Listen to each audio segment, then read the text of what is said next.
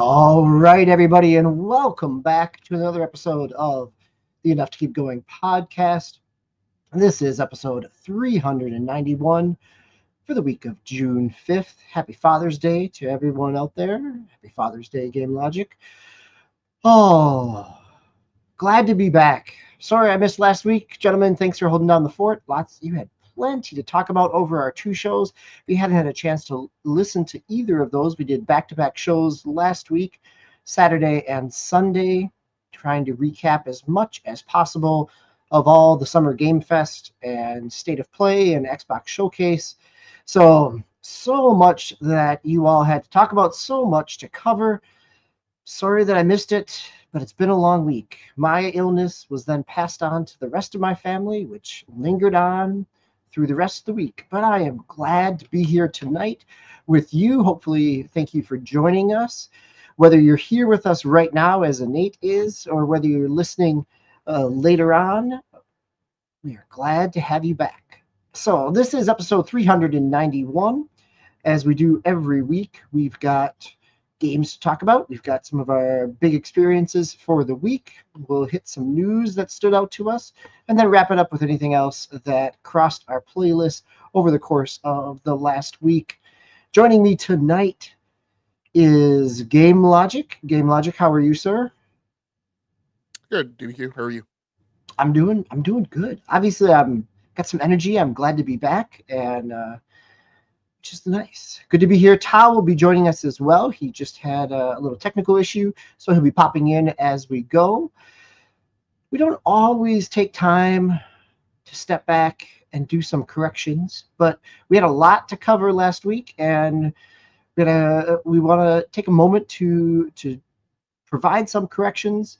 As I was listening, maybe it's because I've been following Sword of the Sea. It's not the Journey developers, it's the Journey artist. It is the Pathless and Abzu developers. But we also have a more significant correction about the Xbox ROG Ally that was talked about during the Xbox Showcase. Game Logic, you've got this correction here. Yeah, and I was trying to actually get to the notes that I had on it, and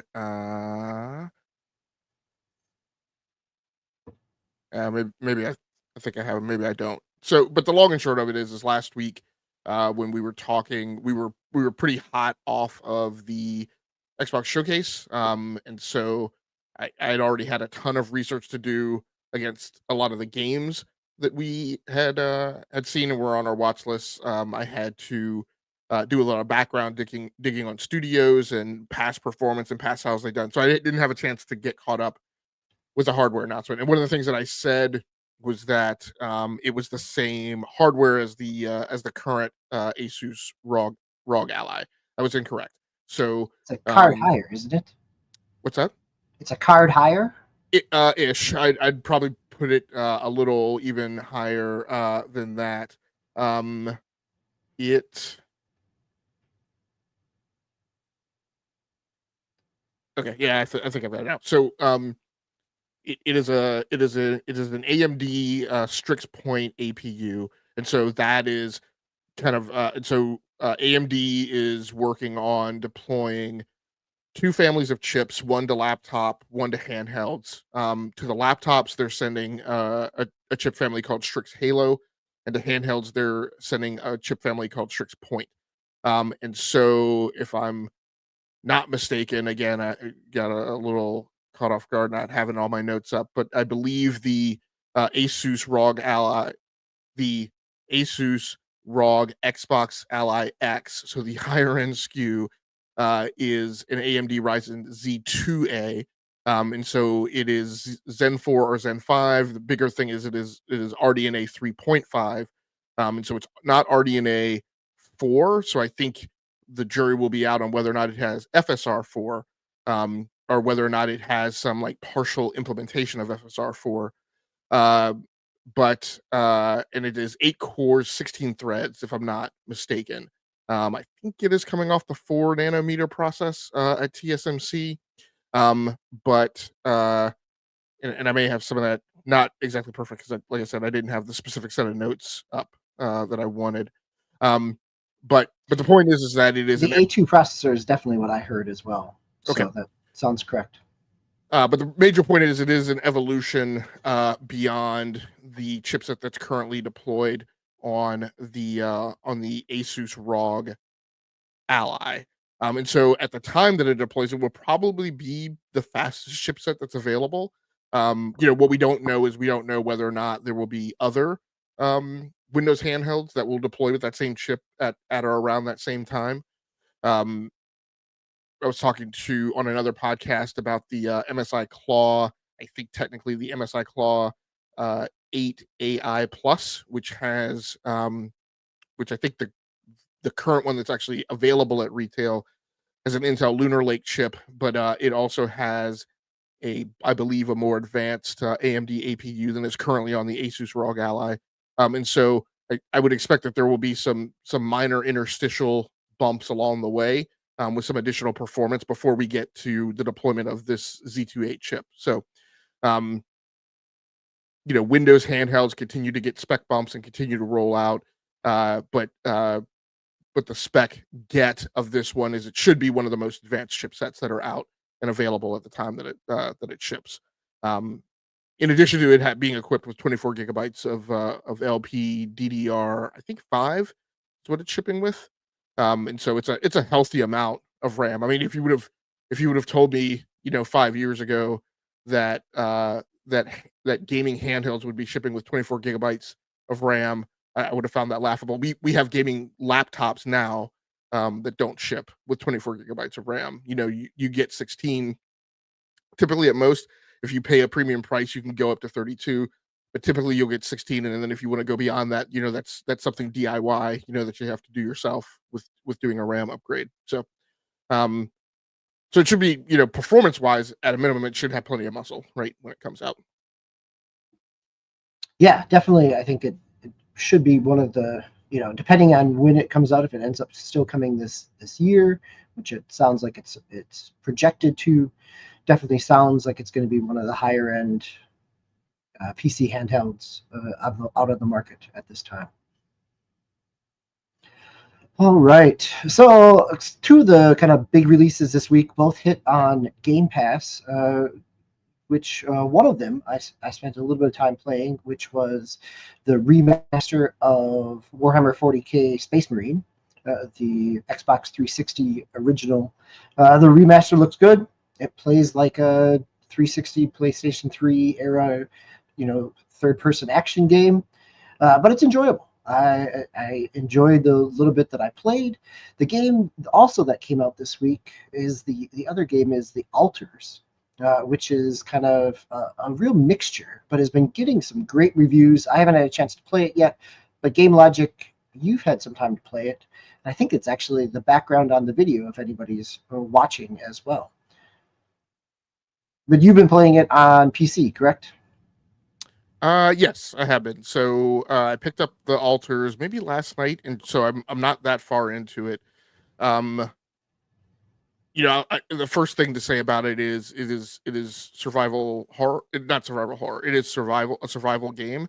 So if you think about kind of No Man's Sky, right, and think about the essential elements of No Man's Sky that are a survival game, that is typically not a thing that's really my bag. Sorry, so Tao Master has joined us, and I had not added him to the stage. So welcome aboard, Tao. Um, so right off the bat, it's kind of not necessarily really my cup of tea, right? And so there's a little bit of friction in me onboarding. It has some nits in the first couple of hours, right, in terms of pacing. In particular, the save mechanic is one where you how do I want to say it? You save when you wake up, right? And so as you would think in a survival game, sleep is a component, right, of survival. Sleep, energy, stamina, tiredness, exhaustion, right? There are multiple levels, right, of that you go through in terms of endurance. And so when the game and there's no manual save anywhere, right? Um, so when the game saves when you wake up, which means and so there's a base that moves across the planet, right? The the game takes place in this mobile base that you take from place to place around the planet, and you have to move it, and there's this whole thing involved with moving the base, right? You have to have enough energy, and you have to get enough like organic fuel, and then there has to be enough like electrical power, and then like there's tons of stuff like a multi-point checklist that you have to go through to get the base moving. Once the base is moving, I guess there are certain things you can't. There are certain things you have to get through, and you're not allowed to sleep. And so last night I was caught in like a dialogue loop that I had to get through. It was like 1:30 in the morning. I was like, I really want to get to bed, but I was not able to go to sleep because I had to get through these things. So much as in the case of something like a Destiny 2 or a Souls game that doesn't allow you uh to save wherever you want to, right? It's a thing that you have to, right, negotiate through and navigate by. Um so that's probably my biggest nit with it. Other than that, it's typical survival stuff, and so I have a nit with that too because it's typical survival stuff. You're managing everything. Um, the shtick with this game, which I think is known, so I don't think it's a spoiler, is that there are reasons why you have to make clones of yourself. And I won't go through the entire reveal of kind of how the mechanic behind how that happens and how each of the clones is different because that's a key part of like the story. Um, but they are right. So every clone is different from you, and so you're interacting with them, and so you're not interacting with your character. You're interacting with a bunch of different characters who all look exactly like you, with some subtle differences amongst them.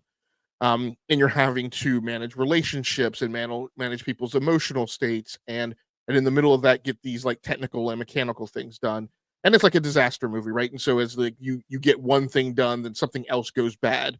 Um and then and you're constantly in this kind of like the Sims kind of loop. Fortunately, like you don't, at least for right now, I haven't been exposed to like where you have to manage like bodily functions. You do have to manage eating, although I feel like that's a fairly simplified mechanic within the OODA loop, of the survival loop.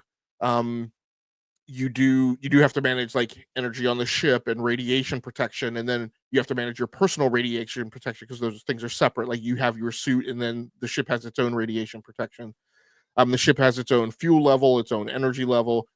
There is a base building mechanic to it, so you have a limited number of tiles basically within this hub structure of the base, and so there's a bit of kind of origami, like Tetris kind of mechanic to it, where you have to figure out, well, I need this module, and this module is X number of tiles big, and so it's got to go somewhere, right? I haven't gotten to a point yet where I have to destroy any modules, but I suspect that it's going to push me to do that as well. A lot of people are kind of getting very cutesy with it, and as you might normally have, like in a sci-fi type of ship structure, you would probably expect that you would normally have like a habitat level, and so normally you might have like crew quarters in the kitchen, like on the same level. I'm not that savvy yet. I'm just trying to get things done. Um, but I'm sure that there are some people who do that. I'm sure there are some people who are putting like your what they call the machinery room, which is essentially engineering, right? I'm sure that a lot of people are putting that next to like the replication room and the communications room and the command center and things like that. So um graphically it looks gorgeous. And I think that's what has really caught everyone's eye. I'm pretty sure it's an Unreal Engine game. Uh and the studio's 11-bit studio, which has done some other stuff. I'm sure probably people know their pedigree better than I do. But the game looks great, um, pretty much all the time, right? So almost all the time. I think the one place where there's maybe a little drop in your feeling of graphical fidelity is when you're in those dialogue sequences and you're like looking right at the face of like a character that you're speaking to. It feels like maybe there's a slight loss of detail. I've only had a chance to test it on one hardware set, so I've played it on my RTX 5080, and the cards not breaking a sweat. It's like GPU temperatures are like 37 degrees Celsius, CPU temperatures are like 47 degrees Celsius, and it's running pegged at 144 frames per second. with all the bells and whistles turned on. I haven't dug through. I don't think I've dug through the menu entirely, but it has the standard DLSS, FSR, XCSS. It has frame generation available. Despite being on an RTX 5000 card, in most games that have it enabled, that have a discrete setting for multi-frame generation, um, you will see differences where, like, if you're on an RTX 4000 series card set, it will allow you to enable, I think, one, maybe two, maybe one or two frames. And then if you're on an RTX 5000 series, you'll see it allow you to enable, I think, three or four. But it didn't give me any options to pick, what my multi-frame generation was, which is relatively small nit, right, for a small studio. Um, but yeah, and I'm seeing lots of public acclaim, right, for the game. I don't think, I just purchased another copy of Clair Obscur Expedition 33 on Steam, and and those ratings are like overwhelmingly positive. I want to say that game's at a 97% on Steam user reviews. Maybe it's 92, and I may be like, my memory may be getting mixed up for the brief second I looked at, but I think it's 97. I don't know that the Alters is going to like achieve that level, but it is a very sharp game, and I do see lots of people enjoying it. It's at its root, it's not a game logic game. It doesn't have combat, so that's probably going to get to me at a certain point. Game length is it's supposed to be like a 25 to 30 hour game to kind of mainline the campaign. So that's a long time to be in a survival loop. So we'll see if I stick with it. But yeah, there are a ton of positives about the game so far. Yeah, it looks super interesting hearing you talk about it. It feels like there's a lot going on, or the potential for a lot going on as you get deeper and deeper into it.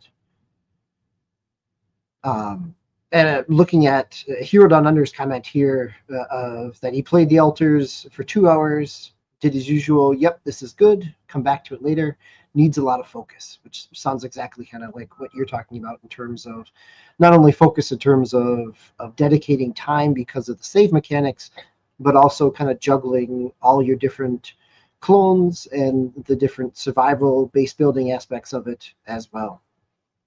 Yeah, I don't know if those are my personal feelings with it. Like, I mean, I definitely feel like there's a greater cognitive load when playing Clair Obscur Expedition 33 because there's so many things that you're trying to manage, right? You're trying to manage Picnos and Luminas and and who's got what armed, and your do loop of like who's, are you going to heal? Are you going to heal in between battle? That might excessively waste like a potion, or is like your party good enough, right, to at least get through like half of the next battle, and then you could hold your like. So I feel like there's a ton more stuff.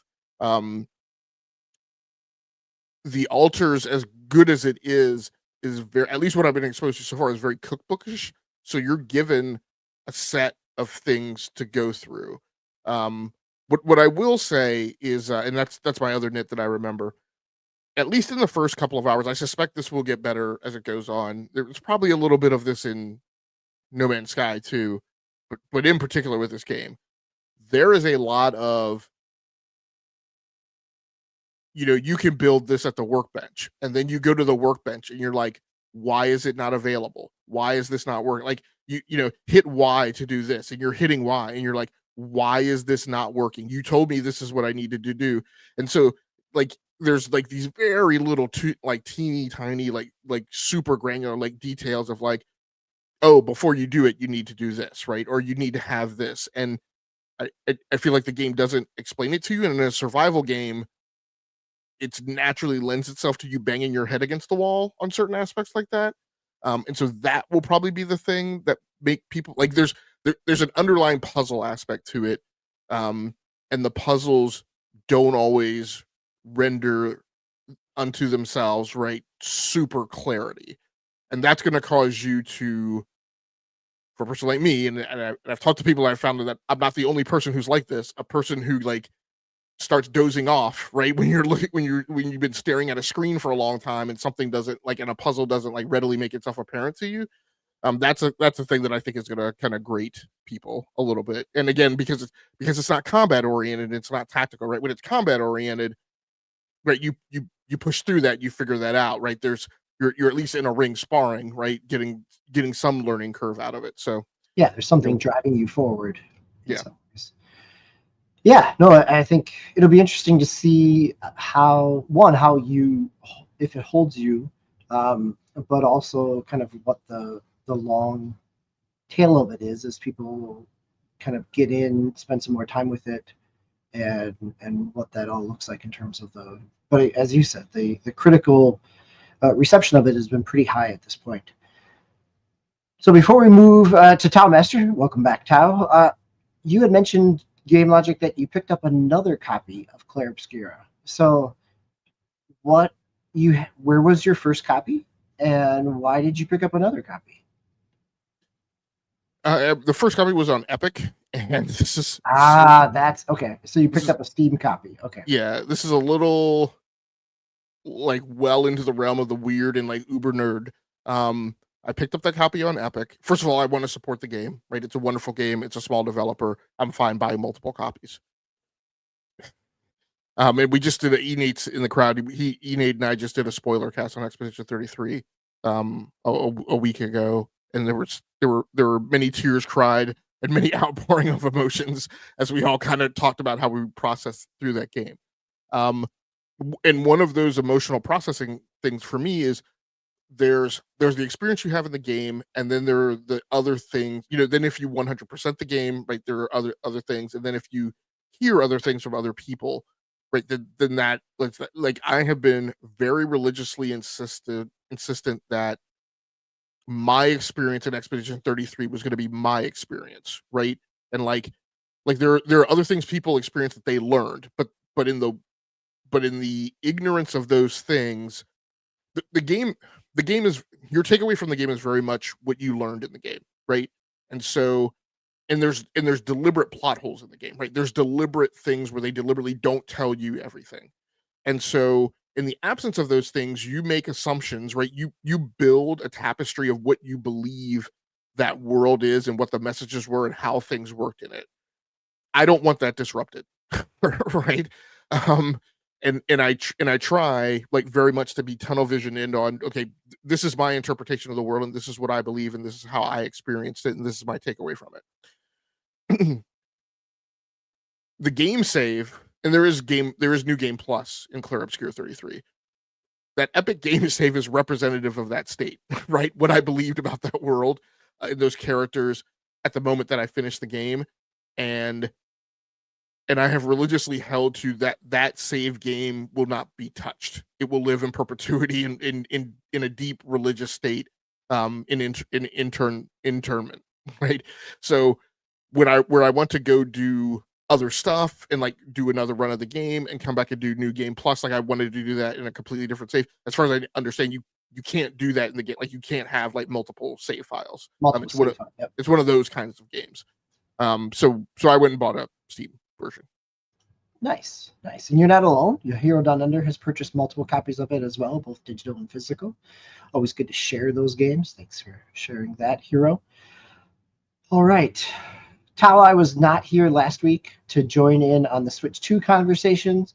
Been playing a little bit as well. Just yesterday was playing around with the Splatoon 3 patch on Switch 2 to see how it runs, see the resolution. And overall, pretty impressed. So it looks like you've been spending most of your time in the Switch 2 as well this past week. Yes. Actually, before that, I actually have a couple questions for Game Logic on the altars.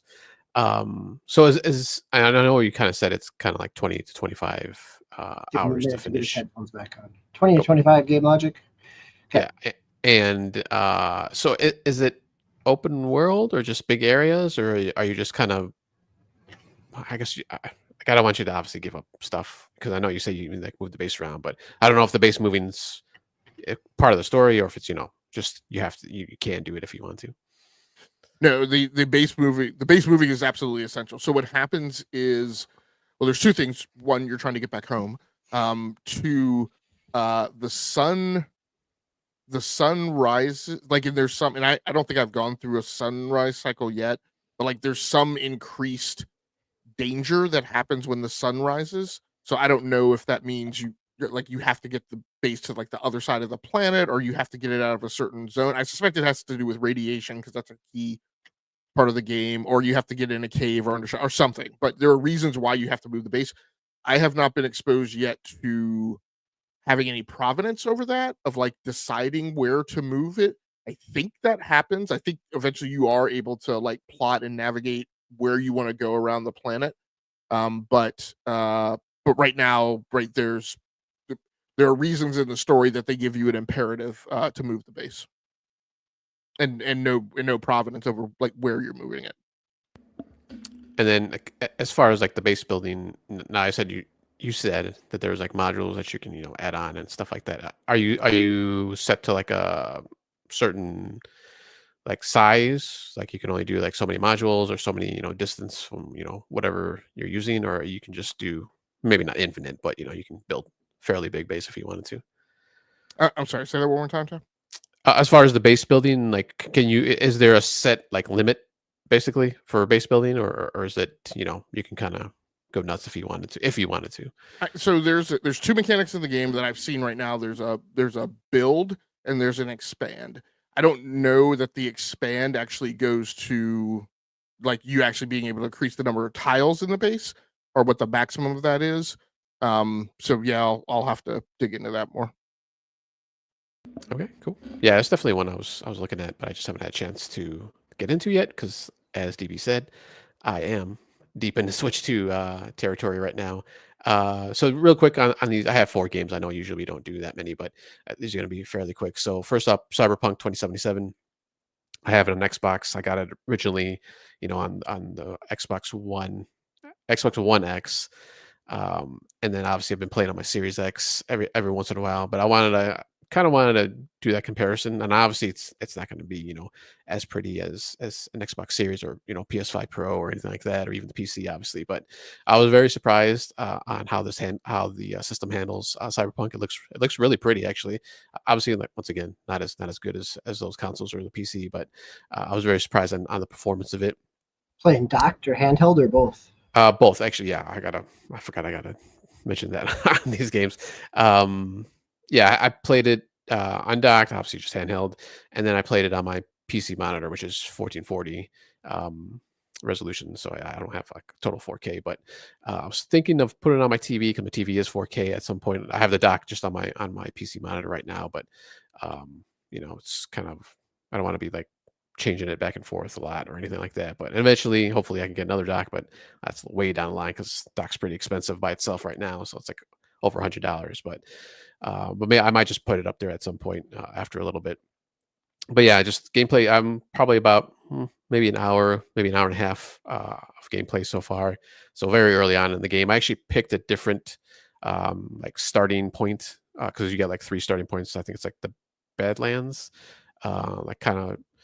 Second ones are like the street gangs, or like you do like the corporate like kind of start of it. So I did the street gang, like kind of grew up on the street. Looks like kind of everything's funneling in kind of the same way, though. It's just the kind of starting point as far as I can tell right now. Doesn't seem to be too much of a difference as far as how the story's going right now, but that's fine. I'm gonna try to do like a different build. I think on the Xbox I was probably doing more just guns, like rifles and like submachine guns, SMGs. I think I'm going to try to do more melee this time around. I don't know if they have snipers in the game or not. I don't remember or not, or like a semi-automatic rifle or something like that. But maybe I'll do something like that just this go around. So just do a little something different this time around. Yeah, it's been playing great both handheld and on my PC. So it's very good so far. Second game I've been playing, just kind of a more of an upgraded game. A couple of the ones here that I'm talking about is Fortnite. Obviously on the original Switch, it was rough, especially these last couple of years. It was really like I barely played it. Yeah, I've heard it. It's been running really well on Switch 2. Yeah, but yeah, on Switch 2, it looks really good. It looks, I would say almost on par as with like the Xbox and at least the other consoles right now. It's very pretty now. Very, everything's more vibrant. It's not all muddy looking, and like sometimes on the original Switch when you spawn in and jump off the bus, even before you jumped out of the bus, like all the graphics are like GameCube N64 style, and then it kind of like draws in and gets back to normal. But here it's just like right away, it's like solid looking game. So just doing regular battle royale both zero build and build, and it's been running great. I haven't had any issues. There's been some issues. Excuse me. There's been some issues with some bugs and stuff, but that's not to do with the Switch. I've seen that with on other forums and just like Reddit posts and stuff. Seems to be a lot more bugs this season for some reason, but I'm sure they'll hopefully iron those out. But yeah, it's playing like a champ right now. And then the third one, the Mario Kart World. I think I spoke a little bit about that last week, but still continuing on that. I finished the 50cc races, and I got gold in all of those, and kind of Have you had a chance to play the Knockout Tour mode yet? No, I have not played that yet. I know that's a lot of people are kind of. It's pretty fun. Champion that one. Yeah, all I've done is just the regular Grand Prix and a little bit of the free roam, which is actually pretty cool too. Kind of just finding secrets and just driving around these worlds, and the worlds are like beautiful in this game. So just doing all the rainbow world. Looks really good on 4K and on handheld. Yeah, really. Yeah. Doing the rainbow cups, it's like the last rainbow world, the rainbow map is like just gorgeous. Like everything is going, like just everything they have like in the background and like what's going on. That's the one with the train coming along the side as well, right? And it's got a lot of callbacks to like the Wii Rainbow Road and a couple other Rainbow Roads. Yeah, and seems to be a lot of the tracks seem to be like super long, like way longer than even in Mario Kart 8. So, and I always thought those tracks were kind of long. And I know, like when you're doing the Grand Prix, I think after the first race is just like a regular lap race, but then after that, it's just like a long track, point to point. Yeah. Yeah. So, it's a little bit different, but I've seen a little bit of, I don't want to say anger, but just kind of like poo-pooing on it. Like a lot of people just want, or no, I shouldn't say a lot of people, but the vocal minority are kind of just want that old style, lap races. But I kind of like it. It's kind of a little different. So. It's been fun. So having a great time. And then I started doing the 100cc, I think is the next one up. And yeah, difficulty definitely ramps up doing that one. So I haven't been able to do, I think I did the first 2 cups and able to get a gold, but it's like I'm not winning like easily. I'm not getting first right away or easily on those cups like I did before. So or on the different races. I'll lose at least 1 or 2 here and there. So it's going to be interesting once I jump into 150, but we'll see. Yeah, it's pretty competitive at 100. 150 is definitely really competitive. But it playing at 150 gets you kind of ready for online as well when you're playing Knockout Tour, because that can get pretty tight, especially with all the characters on the screen. It makes a big difference. Yeah, I haven't done any online. I don't know if you've done any online player yet or not. Yep. Yeah. So yeah, I was kind of just waiting before I do that, but we'll see. And then the last one for now that I'll talk about, at least in these initial games, is Pokemon Violet. And I think I might have talked about that one just a little bit too last week. Once again, they had the upgrade for that on launch day, and yeah, that just looks gorgeous. Runs smooth now. I was actually thinking of doing a new game possibly, but I was like, I had already beat like the main gyms in that game and your rival, so I kind of like beat the story, and then they just kind of just make you do it again, which I think was kind of kind of goofy on my point, on my side. But I've already beaten one gym going the second round around, and now I'm just kind of powering up some Pokemon. I'm trying to look for shinies because evidently shiny hunting is a lot easier now because the spawns are a lot better, or a lot more. Like now, like when you go in the world, like before you'd see like a few Pokemon here and maybe a little few in the distance. Now it's just like there's like Pokemon everywhere, so it's actually kind of nice. So it's kind of cool. But yeah, so far that's my experience with the Switch 2 games. I'll talk about a couple others if I have time here at the end of the show. But yeah, and then there's I haven't done any of the Nintendo Online games yet, like the classic games, any of the GameCube games. I want to jump into Soul Calibur because it's always been a favorite fighting game of mine. So it looks really nice on the handheld screen. I played a little bit of Soul Calibur and Wind Waker, and they both look. I mean, Soul Calibur is probably it looks bright. It's pretty vivid. It scales up nicely. Yeah. I don't know if I mentioned last week, but yeah, I was really surprised on the screen. The screen just in general, it looks really nice. It's really bright. The speakers too. Speakers are great. Like even at low volume, they're still pretty loud. So everything's working really nice on the system so far. Yeah, I think one of the things I'll call out Radio Free Nintendo Nintendo World Report, they were talking about, and this is in the welcome tour in terms of the speakers, that they're the same. They're technically the same speakers as the OLED, but the angle that they're at and the way they're framed in the system allows for a stronger sound, which is why they sound great. So. All right. Well, we'll come back to the Switch 2, I'm sure, because I've got some stuff that I could talk about there as well. But most of my time this week has been playing some Steam Next Fest games. Since I wasn't here last week, there were a bunch of games that were announced in a variety of shows that have demos out on the Next Fest, along with, again, thousands of others that have demos out on Steam Next Fest. It's been running all this past week, and it runs until the 16th. So a couple of the games that I just want to call out here, run through some of these real quick. The first two were shown during the Latin Games on last Saturday.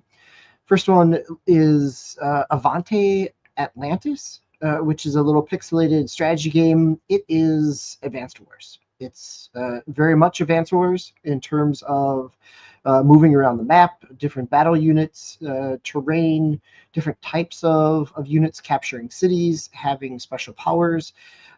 So Avante Atlantis is one that stood out to me in terms of not pushing anything. It's just very much a kind of low res pixel, but good in terms of strategy game. Another kind of low res, or I would put it in kind of the 16-bit era, is Dono's Tale, which was also on the Latin Games. This is kind of a cross between the Monster Boy series and Yoshi's Island in terms of the way you move, the flutter that you have, or you've got a couple of different powers that you can cycle through. And the map system is very similar to Yoshi's Island in terms of moving from screen to screen with different worlds, and a variety of collectibles there as well, but mainly just a side scroller platformer. Then still staying in kind of the pixel versions, I played some BallXPit. So this was the focus of Devolver Digital's showcase, or their little vignette. BallXPit or BallXPit it's basically Breakout or Arachnoid. Feels a little bit like Hold Down, which was a mobile game that came out probably 5-6 years ago. You're launching a number of balls. The things that are moving down that need to break take a number of need a certain number of balls to kind of break them. You've got kind of progressing down. You're going down through a dungeon or coming up through a dungeon. I'm sorry, DBQ. Yeah. Is this what was the name of the game that you were just talking about? BallXPit. BallXPit. Yeah. Do you mean BallXPit? Is that how it's? No, I don't know if you saw the Devolver Digital. Oh thing. Yes. With the one guy and his other team. Yes. Yeah. But he was very expressive in that he always referred to as BallXPit. That's right. Yes, and his illness of spitting out balls during his definitely. So again, kind of fun. It's a roguelike, but it's enjoyable in that way. And the other game that is coming out this summer, Ninja Gaiden Ragebound, has a demo out, and that is by the Game Kitchen, who is the Blasphemous developer. It's kind of Blasphemous is a 2D side scroller, Souls-like. This is Ninja Gaiden, straight up good action. Ninja Gaiden hard in terms of lots of combos, lots of movement. Definitely, even getting through the tutorial took me some retries in terms of mastering some of the mechanics and the timing. But wow, that timing is tight. It's fluid. It's going to be a good kind of classic Ninja Gaiden side-scroller action game. Then moving into some first-person shooters, I played a little bit of WildGate. So WildGate is the game coming from Oh, it is coming from Dreamhaven, Mike Morheim's studio. So a number of former Blizzard people coming out that have experienced Hearthstone, StarCraft 2, Heroes of the Storm, World of Warcraft. This game it's PvP. It was kind of compared to Sea of Thieves. You go into a map or a match, and it's 20 players. You're in squads of 4, so you have 5 squads of 4. You each have a ship, and you're trying to capture an artifact and escape. But on your ship, you've got guns that you can shoot down another ship or disable certain things or overheat the ship. And if the ship starts to overheat or get damaged, you have to repair it. Or so there's a balancing of that piece. You also have the ability to leave your ship and navigate out in space, not only to get to and capture the artifact that you're trying to get as treasure hunters, but you can also get onto someone else's ship and sabotage some of their ship as well. And all of this, while all this is going on, it's also a first-person shooter. So as you're engaging people, you have a couple different guns. There's currently 4 different classes, 3 different classes or characters that are unlocked, and there's more that are shown, all that have kind of different special powers and start with default weapons, things like that. It looks good, plays really smooth, the gunplay feels good, but it's a lot going on. In order to kind of juggle all that, I think if you had a dedicated group of 3 other friends, 4 players, it could be a whole lot of fun in terms of the coordination. Coming in as a solo might be pretty tough. There is chat. There's also kind of ways to mark things on a map or out in the world. But, a lot of mechanics, but I could see that it could, it feels, I can see the StarCraft lineage to some degree, because you've got some resources that you have to, if your core drive overheats, you've got to mine some ice ore to cool it back down, so you're juggling a couple different things in terms of both kind of ship management, but also combat and kind of objective capture as well. 2 other quick games here. Metal Eden is being published by Deep Silver. The developer is Recon Games, which back in 2017 did Ruiner, which was a fast-paced first-person shooter. Metal Eden is run-based. It's a first-person shooter. You've got movement is really quick. You've got some good dashes and kind of you have your android that has an energy core that can be thrown out at enemies or pulled from enemies. Just fast-paced shooter, which works really well. And then the Metal Eden is out already? No, I don't think it's out yet. I think it comes out this summer, Hero Down Under. So there's a demo out now in the Next Fest, and it's set to come out this summer. Yeah, I love the demo as well. Lots of good energy in that, and the setting and the graphics really look great. And then on the other side of the graphical settings is Mycopunk, which is another Devolver Digital published game. It's squad-based, kind of co-op. It's been compared to Helldivers to some degree, that you launch onto a world and you've got certain objectives. It is low-res, kind of cell-shaded, but the frame rate is super fast. The gunplay is really solid. As you accomplish those objectives, you need to get to an extraction point and escape. And then you're kind of moving on to the next drop zone, and almost has a loop of Left 4 Dead or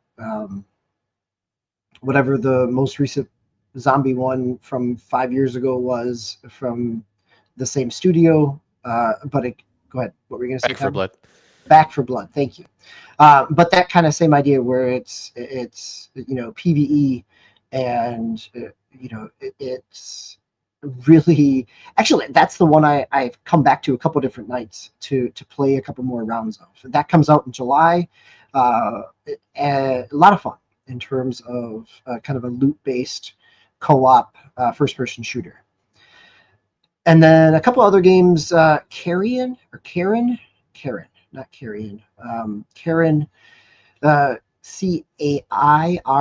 This was shown a couple different places. It was on the Women Led Games showcase. This is a climbing game. 2 years ago, I really enjoyed Dontnod's Jusant, the climbing game. This one is definitely a little more technical. You've got basically you cycle through your appendages in terms of your arms and legs, and kind of placing, pushing the button where they're gonna kind of grab a foothold or a handhold. And it starts off, the different, even on the training levels in the demo, that you've got some stamina if you're holding in one spot too long or try to stretch, or you can hold on to a spot that's not a perfect foothold for a little while, but it burns your stamina faster. Again, it's a cel-shaded kind of graphic style, but very, very chill, but also kind of very intentional and intense as you're trying to climb. Then the other game, last two games here, Jupiter Junkworks, which was on the Frosty game showcase, so coming out of Australia. This is, what if you had Extreme Tetris, is basically how it plays like.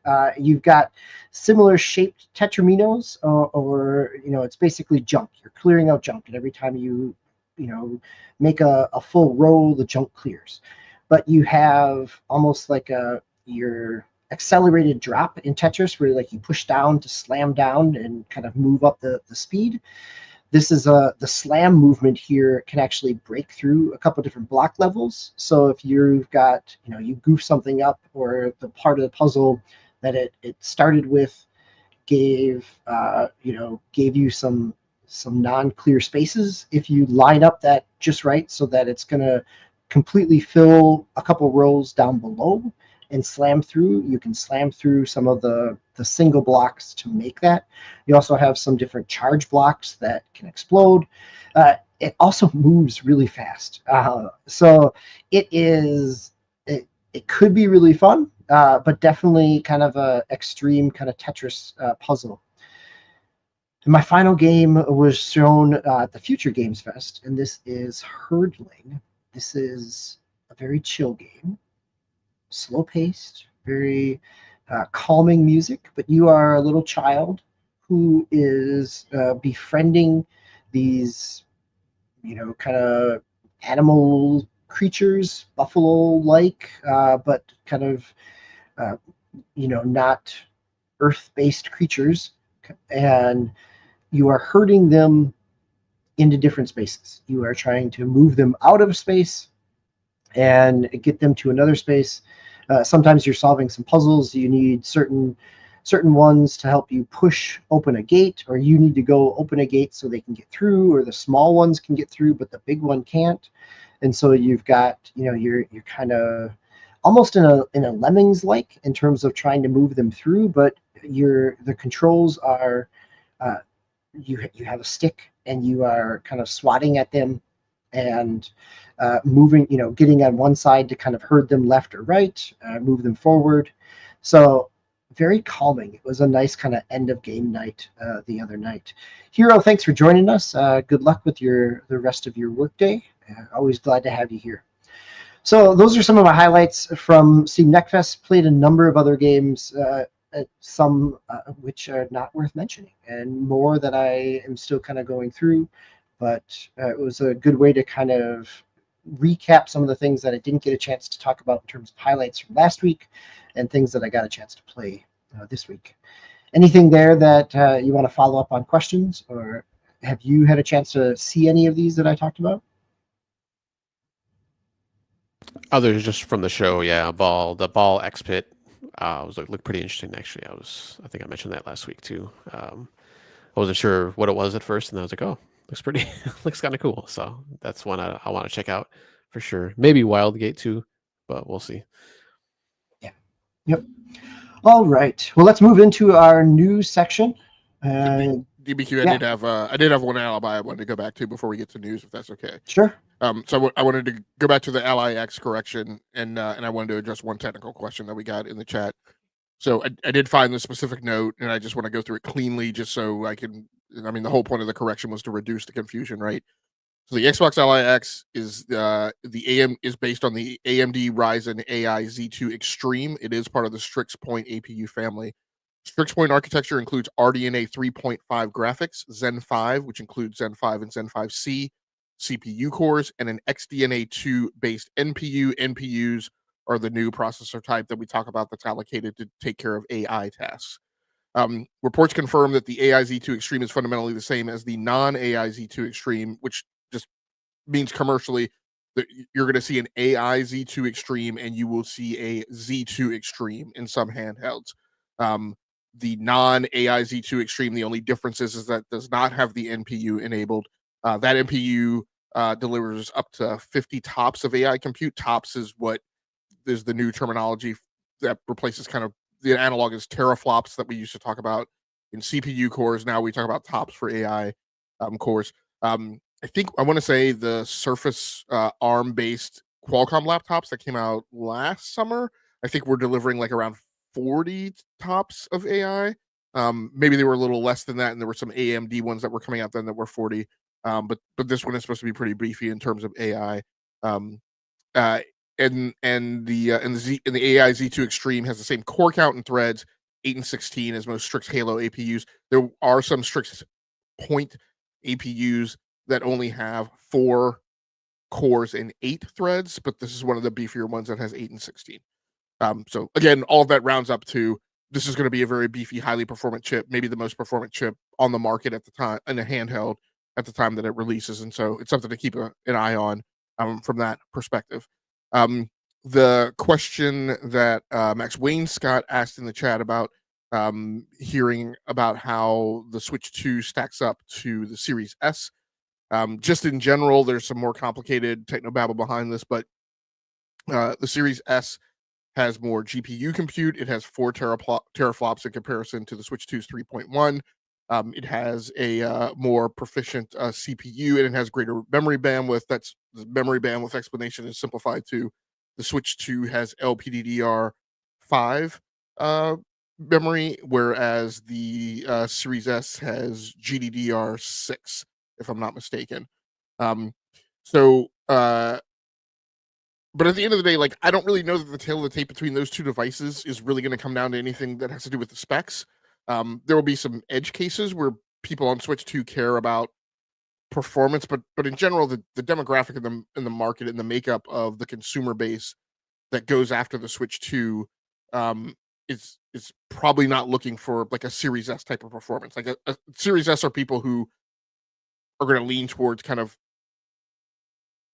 I don't know if I would say core or hardcore games, but like they're looking for an Xbox Series S type of experience without paying as much, and maybe they're not wrapped around the axle about playing at 4K. Maybe they're like me, they play at 1440p, but they go after it for different reasons than people who go after this dual mode Switch device that runs on an NVIDIA chipset. So and they're not going to get the same catalog of games, right? So there's not going to be a ton of one-to-one comparisons, I don't think, between them. They will get some of the same games, but again, I don't know that the different user bases, right, for Switch, like I don't know that anybody on Switch 2 will care about whether or not their game that they have that the Series S has like doesn't perform as well, because they have different system requirements than the Series S buyer does. Game Logic, you're the only one of us that's owned a Series S, I think. So in terms Correct. Yeah. Yep. All right. Thank you for the clarification and the continued kind of spec analysis there. That's valuable in terms of understanding what the true kind of capabilities potentially are and the ceilings of that Xbox or ROG Ally sound like, at least at this point, until people start getting more hands-on with it and do some teardowns. So, all right, let's go into news. This first one, as a Siphon Filter fan of old, this one got me a little bit here. So, Game Logic, your first news story here comes from Rock Paper Shotgun around Sony Bend.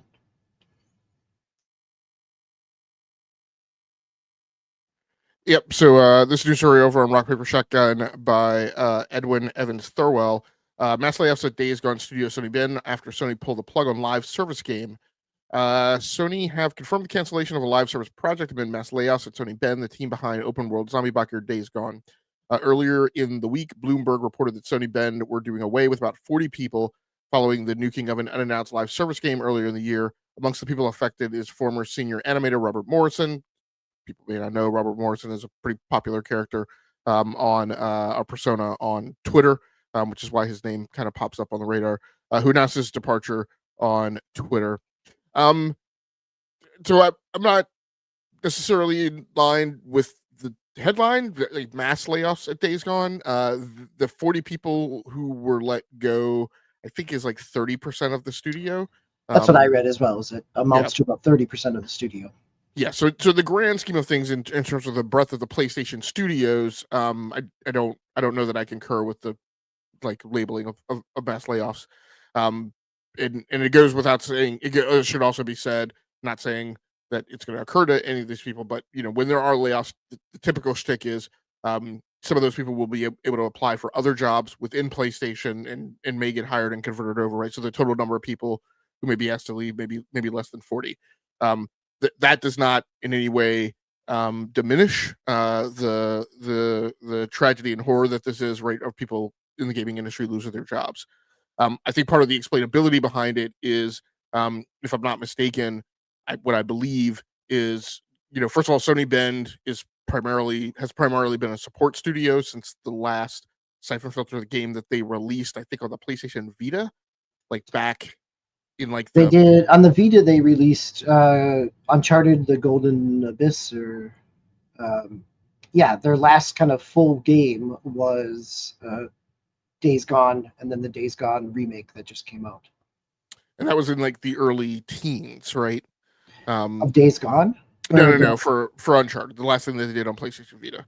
Yeah, that was a Vita launch game. Yeah. Yep. So I mean, there was a long stretch of time that they were a support studio until they spooled up to do Days Gone, and so their overall contribution to the PlayStation portfolio over the last 2 generations has not been standalone, right, single player titles.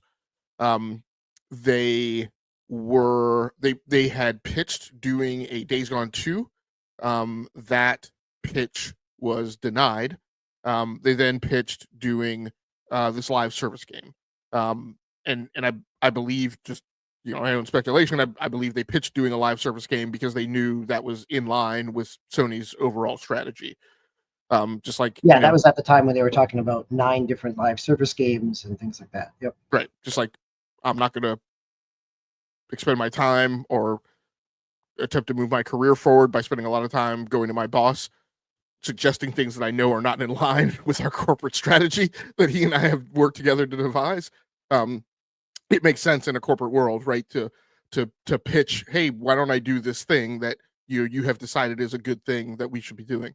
So and I think that they had ramped up staff to do that live service game.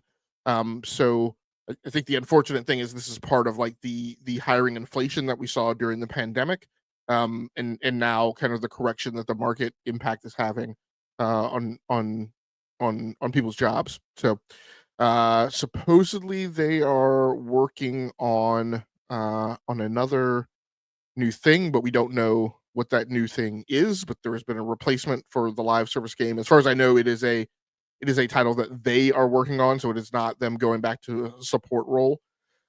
So how long that thing takes to come out, like, we are super late in the generation, so it is highly likely, I would guess, that whatever they're working on will be a PlayStation 6 title. So unfortunate. And Sony continues to try and correct and adjust, right, for the state of the market now, and the competitive challenges that they're seeing, right, in the live service space. Yeah, it doesn't bode well for kind of the health of that studio in terms of future growth. No, but that Sony is now. But I will say, I mean, we know Sony's typical shtick, right? Sony's typical shtick is like if you do a thing and it does not stick the landing, you're highly likely that your studio will be closed. So while this is verily very unfortunate, the good news is that they didn't go the way of Japan studio um and the Concord studio, right, and some other or endeavors. even the Blood for their whatever the Britain studio was that closed down as well. Which I think is the second time they've closed it too. Like, if I'm not mistaken, the pedigree behind that studio is they were the Wipeout studio. They were closed before. A lot of those people left, built a new studio, allowed themselves, for whatever reason, I don't know, to be acquired by Sony, and then were shut down again. Yeah. So I think that sounds about the pedigree that I remember around there as well. So no, I think I have always appreciated Ben's technical work, and I think that they have the ability to do a lot, which is potentially why Sony has not gone that route, is that they have used them for some other support things along the way over the past couple of years as well. So yeah, go ahead. So Max Wainscott asks a good question. I wonder if publishers were oversettled for going back to tacked on multiplayer modes like back in the 360 days, although folks are complaining some were pretty successful, like the Mass Effect 1. I think the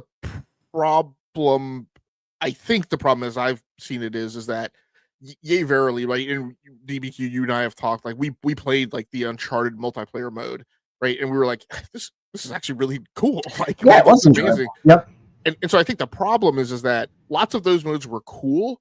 And people were like, you should actually play the multiplayer mode, but they weren't financially successful in those games. When you strip those things out and made them single player, they sold like the same. And the big thing is that there was no way to monetize the multiplayer. So unfortunately, I think the fiscal environment that we're in now is like people want those companies want to be able to monetize multiplayer. And so, if they are going to do that, it's got to be something that they get some scratch out of rather than just invest time to make it. Yeah, I think it would be interesting to see, because a lot of those ended up kind of trying different things in that multiplayer space. As Max said, there is room for monetization in smaller efforts. I think the example Mass Effect 3 is the Mass Effect that had multiplayer in it, where it was kind of, it was almost a horde-based piece, and that was early kind of loot boxy for EA, and so there was monetization that was in there. Whether or not that was, and actually that whole multiplayer aspect was tied into your kind of galaxy readiness factor as well, back in the Mass Effect 3 kind of finale. So there was multiple incentives to kind of go in and play that a little bit. Be interesting to see, right? I think there is potential for some of those. I think that, as you said, Game Logic, that the challenge there is the sustainability and the kind of monetization. Like, how long does that hold people for? And is there enough there that pulls people away from their existing multiplayer loops, where they're investing their time and money as well? All right, DBQ, let's go to good news. Okay, Tao, this is all you. Let's talk about some Switch numbers. Yep. We were talking about Switch gameplay before, but we've got some good numbers in terms of sales. Yep, we got some Switch 2 sales numbers here. This is first article here from The Verge. Yeah, The Verge from Tom Warren. This is more worldwide numbers. Nintendo was expecting the Switch 2 would be just as successful as the original, and it's already become the fastest-selling console of all time after a strong launch. Excuse me. Nintendo revealed today that it has sold more than 3.5 million Switch 2 units in the console's first 4 days, and I'm assuming that's worldwide just because of the number. Didn't say that specifically, but surpassing records for any of Nintendo's hardware within the same launch period. The record is more significant that Daniel Ahmad, Director of Research and Insights at Nico Partners, points out on Twitter, or X, that Switch 2 is the fastest-selling video game console of all time. It took Sony 16 days to sell 2.1 million PS4 consoles and 6 weeks to reach 4.2. Switch has comfortably beaten the PS5 launch, which debuted debuted during the pandemic and associated chip supply constraints. It took 7 weeks for Sony to sell through 4.4 million PS5 units. And then just to skip down a little here, where they're talking about, it's clear that Nintendo was able to meet the demand for the Switch successor after ample inventory on hand in key markets, which, yeah, I didn't have any problems. There's plenty of Switch units when I went to Best Buy. And from what I've read, kind of all around forums and stuff, Reddit or whatnot, yeah, that seems even like going, I guess it kind of depends on too where you live. Obviously, if you're near a major city, it might be a little bit harder, but even going in the next morning, you're able to pick one up. Pre-order sold out across major retailers at the US ahead of launch, but there's still some limited stock in launch day. The threat of price increase from tariffs likely helped goose initial demand too. Switch wasn't the biggest launch in the UK console of all time. It seemed relatively easy, for Brits to buy one on launch day. It's still the 4th best-selling console in the UK. And then jumping over, I don't think there's anything else on that. Right to your next story, where of that 3.5 million, we know the US numbers, which were 1.1. Yep, for the week ending June 7th, the new console sold 1.1. That's more than any in the US previously. They kind of go over the same kind of numbers about the PS4 and stuff. And then just going to software, the best-selling physical Nintendo. Oh, the one other thing too in the last article on the is that 3.5? Was it that one? No, it was this one. I'm sorry. They don't count in this count for the US. They don't count the My Nintendo Store units that you're able to get, which I never did get my email. Kind of pissed about that, but that's all right. I got one anyways. Going to software, best-selling Nintendo physical games. Mario Kart World was on top, followed second by CyberPunk Ultimate Edition, Legend of Zelda: Tears of the Kingdom. They don't mention just the upgrade. I thought there was another one where I saw it was just the upgrade, but maybe it was full game too. Then Nintendo Switch Edition came in third. And then speaking of Mario Kart, 79% of the US Nintendo Switch 2 buyers purchased the title either physically as part of the hardware bundle, which I was one of the bundle purchasers. So kind of worked out a little bit better as far as pricing too. And then once again, they're just kind of saying how it's the fastest selling console in the US. So yeah, it's doing gangbusters. Let's just see though. I think on the previous article, they're just trying to see if that'll continue to reach these numbers as the months and weeks and years go by. I think Nintendo projected 15 million Switch 2 consoles by sales of the end of March 2026, which is their fiscal end of year. So we'll see. Yeah, I think that's the number I remember from there.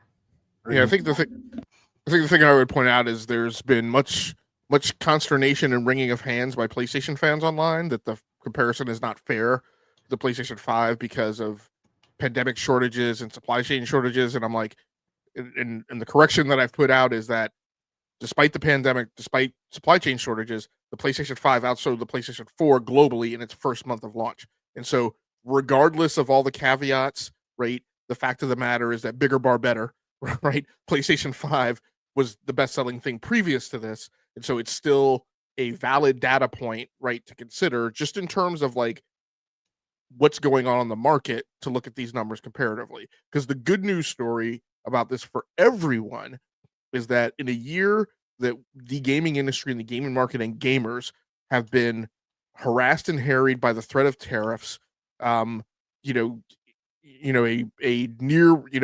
economy that is reflective of recessionary characteristics, whether or not we've technically crossed the line of an actual recession in terms of the textbook definition with regards to GDP.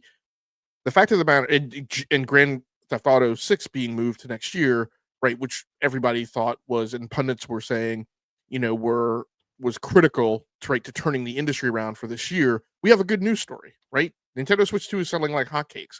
And that's not just good for Nintendo. That's going to wind up being good for everyone, right? Because developers are going to want to support that platform. Developers are going to want to port their titles to that platform. And so, again, in the threat of waning health of the gaming industry, we have a good news story, and everybody should be happy about that. And competition is good for everyone. Yeah, I can't remember. Go ahead. Sorry, go ahead. Go ahead. Oh, I was going to say, I can't remember of PS5 when it first came out. Was there 2 SKUs or was it just the one? And was that 500 initially? There were 2 SKUs. So There was 2 SKUs. Okay. There was a digital and Oh, a yeah. disc-based Yeah, one. and a disc. Yep. Okay. All right, Game Logics, go ahead and stay on the mic. We've got our final 2 news stories coming from you. The first one is coming from Engadget, related to an update on the SAG-AFTRA strike. More good news. SAG-AFTRA has suspended its gaming industry strike over AI protections. As mentioned, the story over on Engadget by Anna Washenko. SAG-AFTRA has suspended a strike against 10 game studios. Their organization's national board will meet tomorrow to consider a tentative agreement with the developers. More details of the arrangement will be disclosed if and when the board agrees to the terms. Trying to see the big things. They may not have broken out the actual clauses that were important, but the big things that I've seen from reading other articles about this is performers will have, under this agreement, performers will have the ability when they go on strike to also send their digital twins on strike. And so if they and in order to make a digital twin of them, in any regard, whether or not it be visual or audio, that has to be something they agreed to. There are percentage plus ups coming for them as part of their income payback for making those agreements. So like you go and do a performance, it will have certain income salary agreements. And then if you agree to allow part of your performance to be replicated using AI, then it has additional kickers on top of it. But the key thing is that like, okay, in the future video game industry, if you do something that rankles our skin, when we go on strike, that also means any component of our reproduced digital AI performances, they also go on strike, and during that time, you are not allowed to use them. Now, that becomes an incredibly difficult thing to enforce, and I'm wondering what types of things are being wrapped around that. Part of the reporting that I've seen on this in multiple places is that the exact terms of the agreement that SAG-AFTRA has come to with the industry have not been disclosed, and I don't know if they will be. So I don't know if these are arrangements that between the industry union and the entertainment industry, if they're going to keep kind of secret and they won't divulge directly publicly. But the good thing is this is a move forward, right? This has been going on for a very long time. It was an agreement that was very close to being nailed down before. Quite honestly, before even the actor strike and the writer strike that we saw, and the follow-on strikes that happened specific to the video game industry. And then as those things happen, this one nit over AI just completely fell off the blocks. It then had to be reconstituted and restarted after the other strikes were settled. So it's glad that we may be finally seeing the end of this, and it's great that the end result of it is that performers are getting to see some protections and some increased salary and income facets rate as a result of that. And I just hope that those things are equitable. Yeah, I think that's good news. I think the details are, and the fact that they suspended the strike is at least a sign that they're satisfied with what they got out of it in terms of the guild. So, just a quick question here. Maybe I'm missing something, or there's like some other deal or something going on. But so it said here that it's been almost a year since the strike was called. So were they not working then this whole time, or was there like some other tentative agreement or something that they would still continue working, or like how did that work out? So is that going to like push back games and stuff or something? They were not working for certain components of the time. Now, the biggest thing is there were caveats, particularly for smaller studios, and so there were exceptions to that rule if you were not like an EA or an Activision. There was a time that they called out like 5 specific studios that they were actively not working for. But yes, this has definitely had an impact on production pipelines and the amount of time that it takes for people to get their games out. Well, let's go to our final news story about last week's Summer Game Fest stream from Jeff Keighley. Game Logic?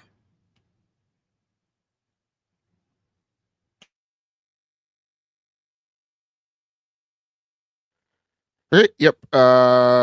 This story over on Video Games Chronicle VGC by Jordan Midler. Summer Game Fest reports highest ever viewership. Summer Game Fest, which featured new game announcements and updates on live service titles, saw more than 50 million live stream viewers across the 2-hour show, which marks the highest viewership on record for the event. According to Variety, the show peaked at more than 3 million concurrent viewers across Twitch and YouTube. Viewership on YouTube increased by over 40% compared to 2024, while on Twitch, it rose by 38%. I haven't seen like reasons behind that happening and haven't really been able to figure any out. It's kind of interesting because this year's show was a change, right?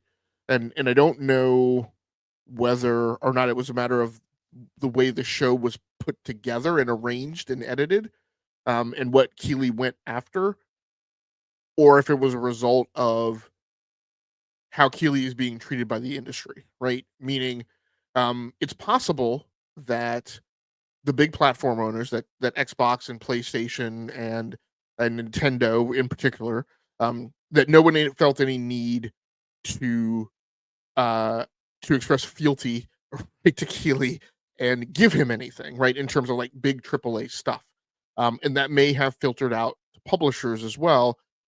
Publishers may have decided, hey, if we're going to show something like Pragmata, like why would we give that to Keighley? It's better for us if we give that to PlayStation. So there may be that going on, but it also may be because he made a very big ado at the beginning of the show about how it's great that like smaller studios are getting their time in the sun. And again, I don't know if that expressed like his strategic intent behind what he went after this year to put in the I've show. Heard that angle as well, right? Like it's crafting that narrative of knowing what you have and how do you tell that story. And go ahead, continue. No, we were right on the same thread, right? Whether or not he put that out to kind of staunch disappointment that there weren't going to be a lot of AAA things, because he knew that there weren't going to be a lot of AAA things there. At any rate, like again, going back to this whole theme that I mentioned before, when I went slightly on my sermon about behaviors that are good amongst us as a gaming community, it's great that people showed up in numbers to support a show that was not wrapped around the axle about $150 million budget games predominantly, right, and big AAA stuff and platform centric stumping points for people to wield on who was better at a Nintendo, PlayStation, right, or Xbox. So it was great to see the lineup of games. It did. There was a lot of sameness to the show, and at the end of the day, I feel like this show was less bombastic than previous years. Whether or not that means it was better or worse, is up to the individual. But I have not figured out any causality behind like why more people showed up in droves for the show than previous years. Yeah, in terms of the viewership of it, I think it could just be that it's hitting not a critical mass necessarily, but a larger kind of awareness that it exists. That people are tuning in as the kind of centerpiece, kind of flagpole event of what used to be E3.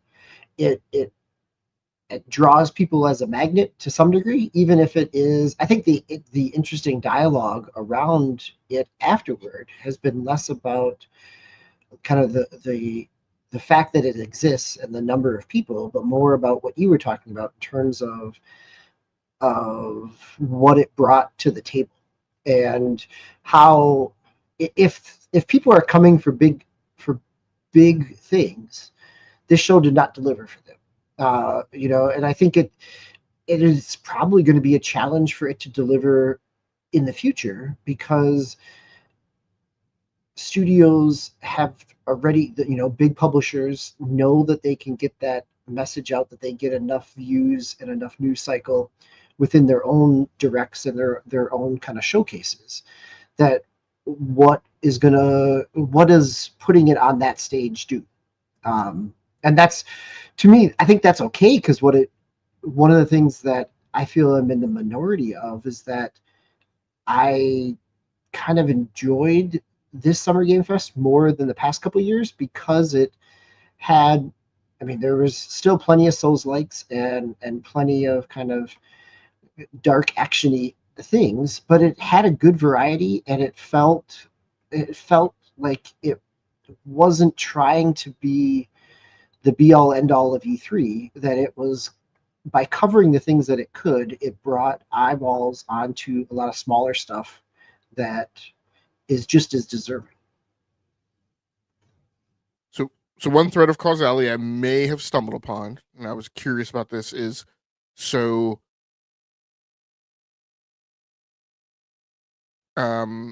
Summer Game Fest the last 2 years has been on Friday at 5.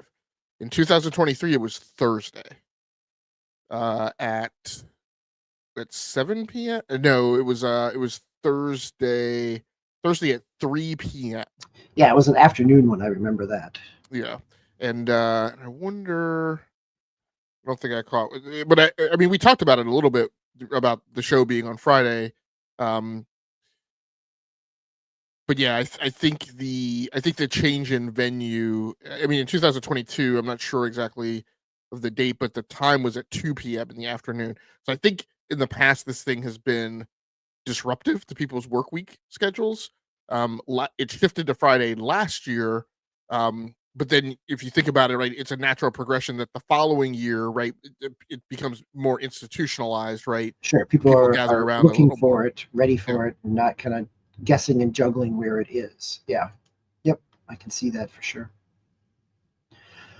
All right, let's round the corner into our final section. Thanks, everybody, sticking with us here. We've got a few more games to talk about before we round out the show. Game Logic, you last week or 2 weeks ago, I think, whatever, I missed it, but you had picked up a PS5 Pro, and it looks like you've gone back to Miles Morales.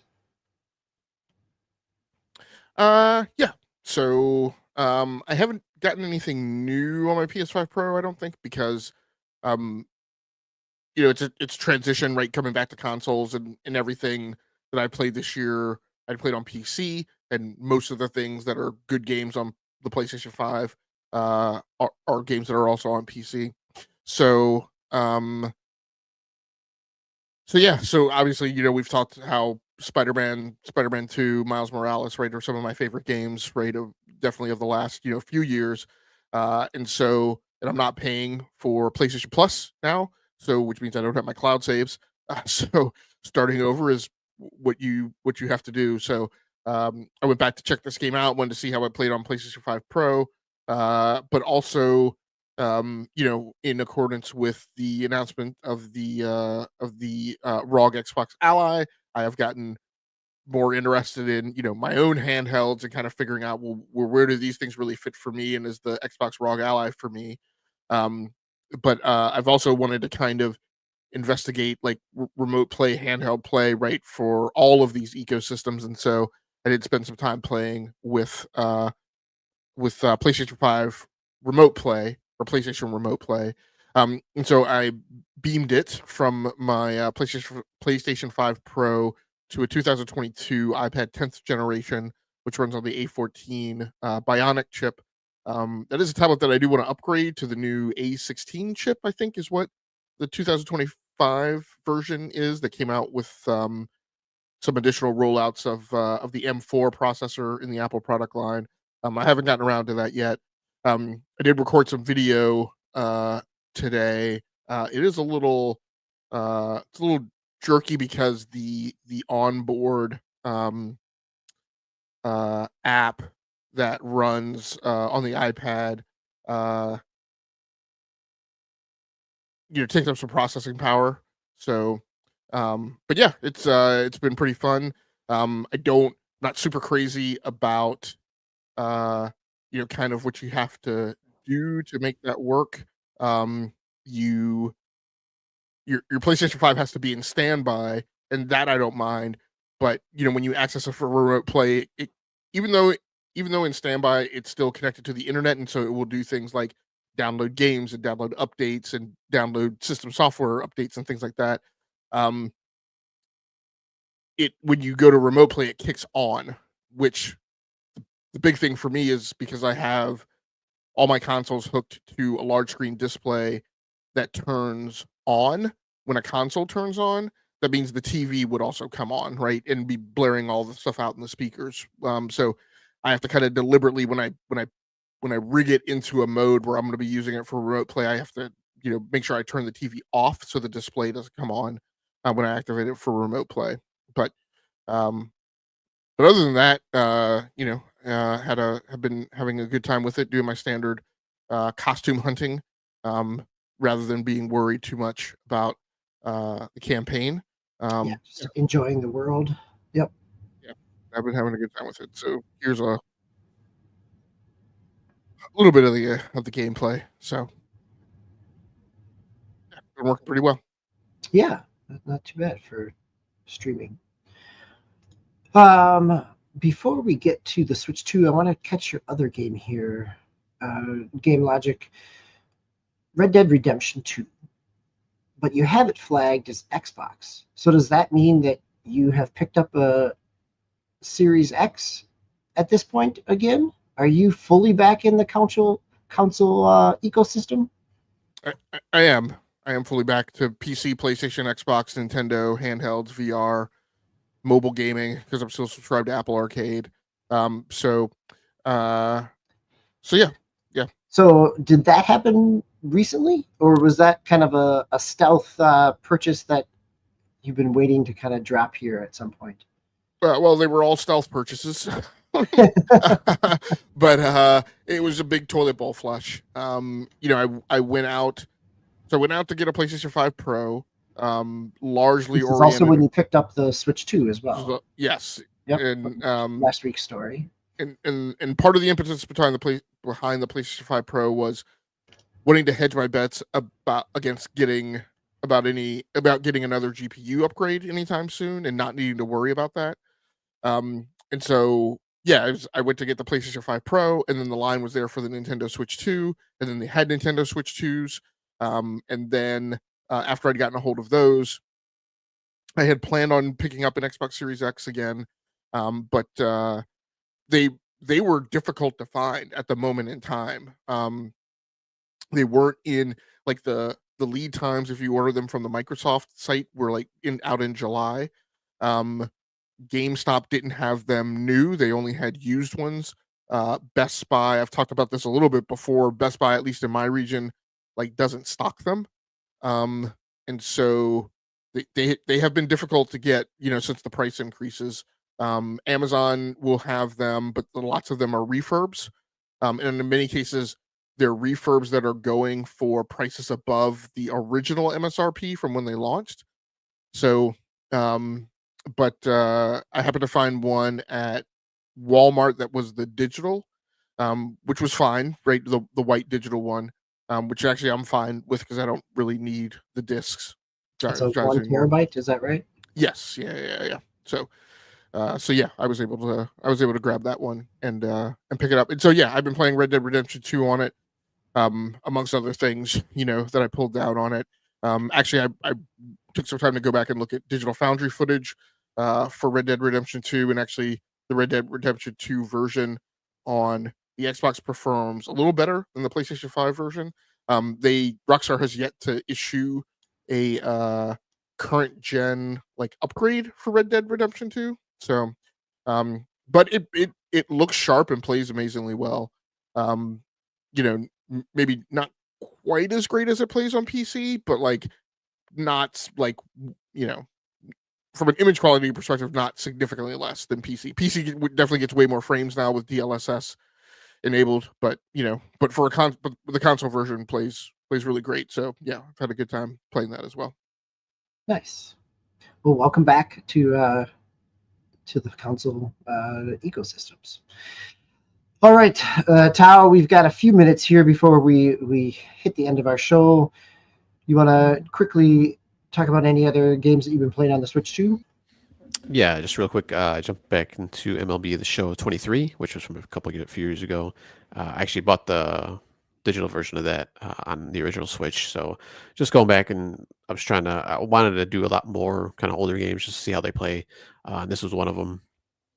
Didn't really get to anything else, but I mean, it looks a little bit better. I mean, obviously there was no upgrade for this one. It does run a lot faster. It loads a lot faster.